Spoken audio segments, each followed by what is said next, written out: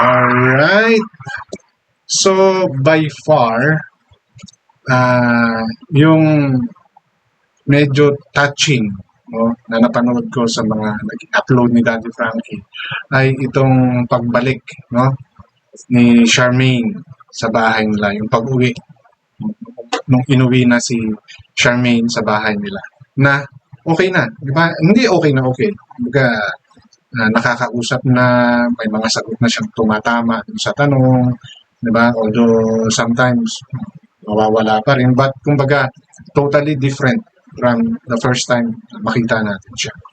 And naging masyado siyang emotional, lalo na si Daddy Frankie na talagang umiyak dito, di ba?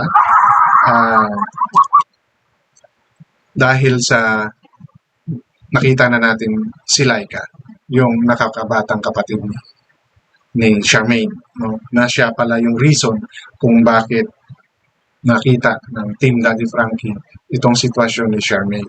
Dahil siya yung sumulat, siya yung kumontak, no, sa Team Daddy Frankie.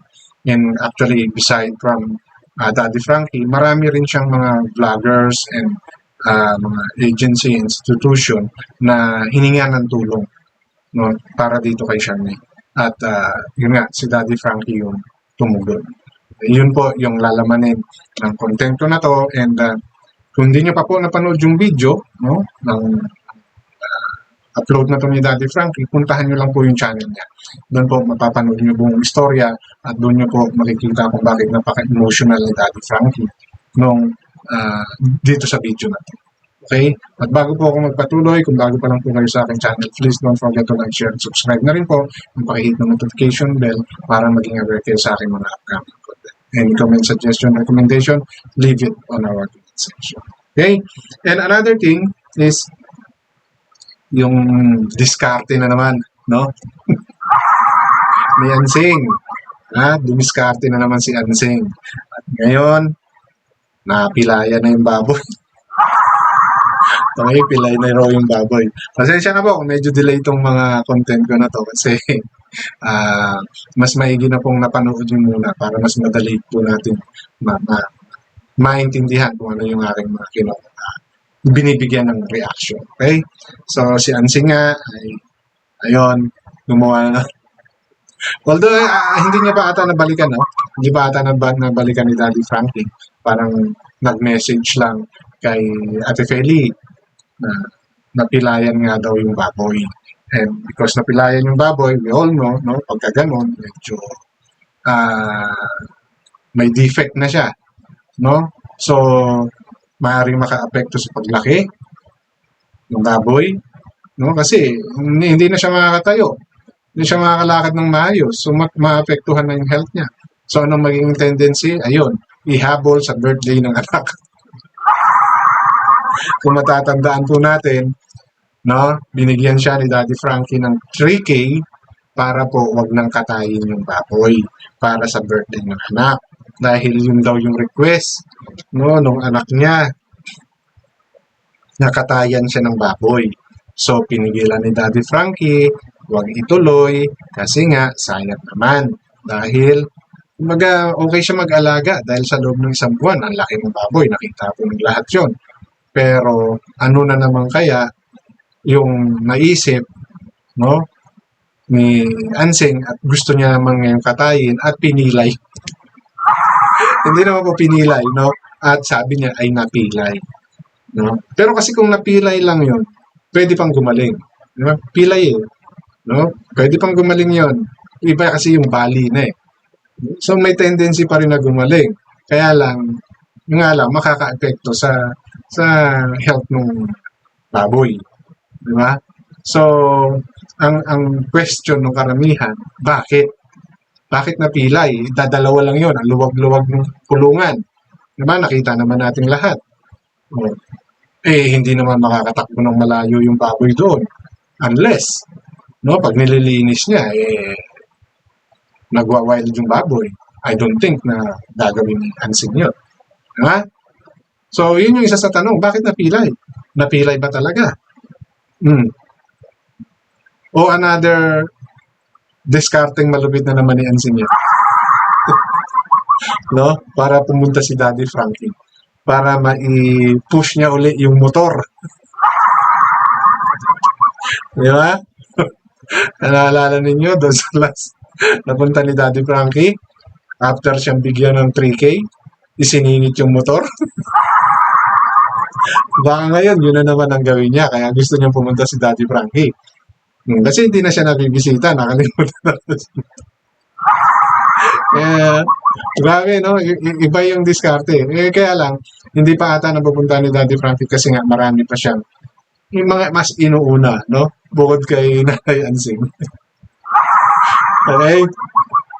So, I hope, no?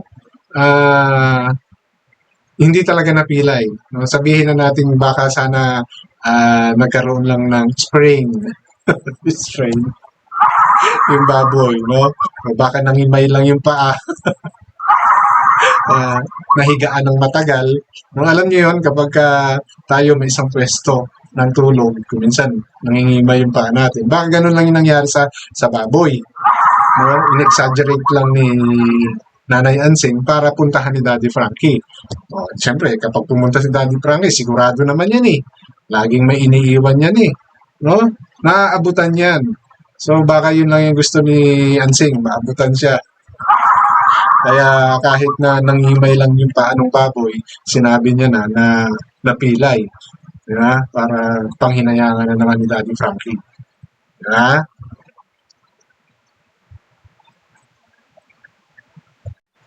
So sana, alibay lang yun ni Ansing para pumunta si Daddy Frankie. At wala talagang nangyari sa baboy. Okay? So dito naman sa kay Charmaine. Okay. Nakakatuwa na unti-unting umuwi si Charmaine. And nandoon na si Laika para tumulong. Kaya lang, parang doon sa latest na content ni Daddy Frankie, nagkaroon ng problema yung anak ni Laika. Yun yung nakakabatang kapatid ni Charmaine, na sana maging okay na rin yung anak niya dahil siya yung aasahan sana ni Daddy Frankie na tumulong, no? Siya yung sana titingin dito kay Charmaine habang hindi makapunta si Daddy Frankie. Kasi based doon sa latest video ni Daddy Frankie, parang ito is opinion ko lang.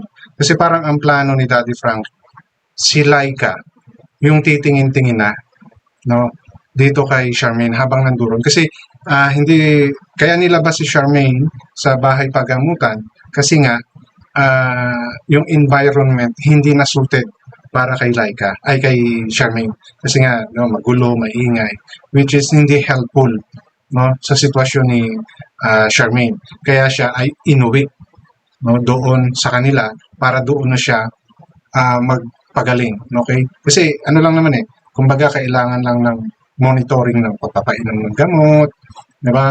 Na napapakain siya sa tamang oras, yung proper hygiene, no? Parang yun lang yung isa sa major na dapat gawin kay Charmaine.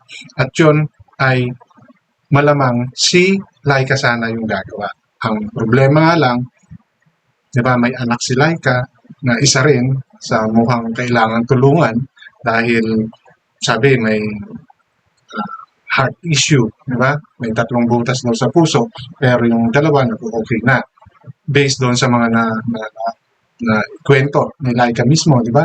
So, kaya nawala si Laika doon sa bahay.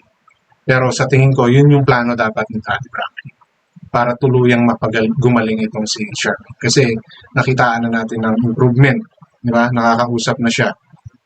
But yung guidance, yung pagtutok, no, which is isa sa pinaka-importante para gumaling. Kasi nakita naman natin lahat ng mga beneficiary ni Daddy Frankie, ano lang ginawa? Binigyan ng gamot, pangpakalma, vitamins, proper hygiene, 'di ba? Yung oras ng kain, 'di ba? Yung maibigay yung support para sila ay talagang makapag-isip ng maayos o bumalik sa dati nilang sitwasyon, yun yung ginagawa ni Daddy Frankie. Diba? May mga nakatutok talaga nagbabantay. So, sa case dapat ni Charmaine, yun yung gustong gawin ni Daddy Frankie, which is, I hope mangyari. No? Kasi doon sa latest content ni Daddy Frankie about kay Charmaine, wala doon si Laika. No? Na siya rin yung reason kung bakit nakita ni Daddy Frankie yung sitwasyon nila. Nang dahil kay Laika. And natutuwa si Laika mismo dahil nakikilala na siya. Kilala na siya ni Charmaine. Unlike before na galit sa kanya, ayaw sa kanya. Diba? So, ngayon, nakita niya yung progress, nakita niya yung improvement, nakikilala siya, nayayakap siya, nakakausap niya. Talagang isa siya sa natuwa sa naging sitwasyon ni Ate Charmaine. And of course, yung mga anak. No? Yun nga lang, unfortunately, mayroong sariling problema din si Laika na kailangan niyang harapin. Kaya medyo ngayon, hindi natututukan si Charmaine. Diba? Doon sa latest upload, nakita naman natin na hirap si tatay papaliguan. And hindi nila mapaliguan kasi puro sila lalaki. Diba? Kaya yun yung isa sa mga medyo magiging challenging uli dito sa part ni Daddy Frankie. So, sa malamang, madadamay ngayon si Laika sa isa sa mga tutulungan. Bakit? Kasi kailangan ni Daddy Frankie ng tulong ni Laika para kay Charmaine. And for sure, if si Laika yung titingin kay Charmaine, maaabutan yan. So, Ma'am Cyborg, no? Yun po, no? Yung kinita ni Daddy Frankie, itutulong niya ngayon kay Laika para sa pag-aalaga. Parang bayad maybe, no? Or tulong. Mga ganun yan eh. No? Yan yung i-offer ni Daddy Frankie. No? For sure. Kaya ganun na lang yung panghihinayang niya na wala si Laika sa bahay when they visited Charmaine again. And masyadong na-touch si Daddy Frankie sa content niya na yan, no? Because of the siblings. Dahil napagdaanan ni Daddy Frankie yung siblings issues, no? Na malapit siya sa mga kapatid niya, which is yun din yung nakita ni Daddy Frankie dito kay Laika, no? Na despite na kumbaga nandiyan naman yung mga magulang, nandiyan yung tatay niya na pwedeng tumingin, gumawa ng paraan para kay Charmaine, pero nandun siya, no? Inalalayan niya, tumulong siya sa abot ng makakaya niya, which nag-giveaway naman para makita sila ni Daddy Frankie. Di ba? So, nga lang, unfortunately, may sariling struggle sa buhay si Laika. So, I hope makabalik si Laika uli at matutukan si Charmaine kasi most likely yun yung pinaplano ni Daddy Frankie. Si Laika ang tutulong kay Charmaine para manumbalik sa dating pagkatao niya sa show. Okay, so yun lang po yung gusto kong share sa content na to at hanggang dito na lamang. Maraming salamat.